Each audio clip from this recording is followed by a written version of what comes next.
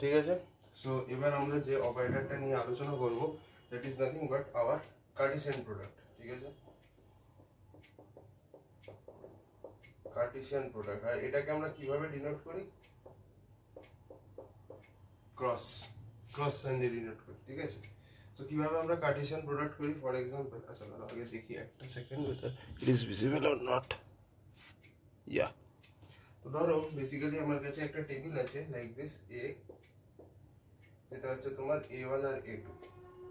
A1 এখানে একটা কলম, এখানে A2 একটা কলম আছে, রাইট? সো এখানে আছে ধরো হচ্ছে 1 2 3 4 5 6। ওকে, বি একটা টেবিল আছে যেখানে let's say only one column is there which is B1। এখানে আছে 7, এখানে আছে 8। তো এদের মধ্যে যদি আমি কার্টেসিয়ান প্রোডাক্ট করি তাহলে আমি যে নতুন থার্ড টেবিলটা পাবো, ঠিক আছে, ওকে, থার্ড টেবিল যেটা আমি পাবো সেটা পাবো হচ্ছে টেবিল সি। ঠিক আছে, যার মধ্যে তোমার টোটাল নাম্বার অফ কলমস কটা থাকবে? এখানে যদি আমাদের m নাম্বার অফ কলমস থাকে, এখানে যদি আমাদের n নাম্বার অফ কলমস থাকে, তাহলে এই সি টেবিলে আমার m plus n number of columns থাকবে। তাহলে এখানে আমাদের কি হবে? A1 থাকবে, A2 থাকবে আর B1 থাকবে।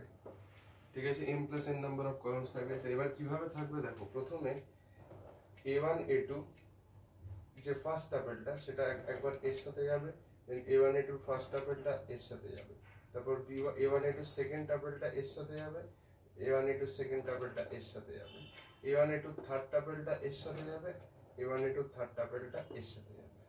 ওকে, তাই করছি। তাহলে প্রথম 1 2 7, 1 2 7, রাইট? নেক্সট এটার সাথে এটা যাবে, সো 1 2 8। তারপর এটার সাথে এটা যাবে, সো 3 4 7। তারপর এটার সাথে এটা যাবে, সো 3 4 8। তারপর এটার সাথে এটা যাবে, সো 5 6 7। তারপর এটার সাথে এটা যাবে, সো 5 6 8। Is it visible? মানে কাইন্ড অফ, বাট সো এই হচ্ছে ব্যাপার। জানি এখানটা একটু হয়তো দেখতে অসুবিধা হতে পারে, বাট কিছু করার নেই বস। সো এই হচ্ছে গল্প। তো টোটাল তাহলে কটা টাপেলস হবে? So this is basically what is Cartesian product.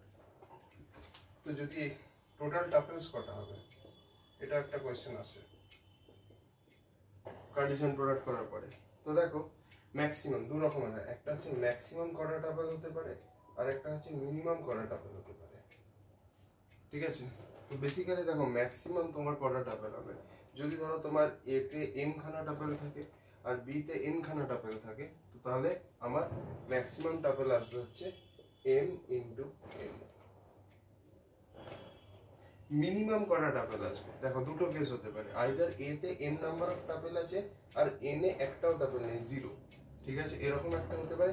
আবার এতে n নাম্বার অফ টাপেল আছে আর এখানে 0 আছে, তো তাহলে মিনিমাম কটা টাপেল আসবে? Basically maximum of m, n, maximum of m, n number of tuples আসবে।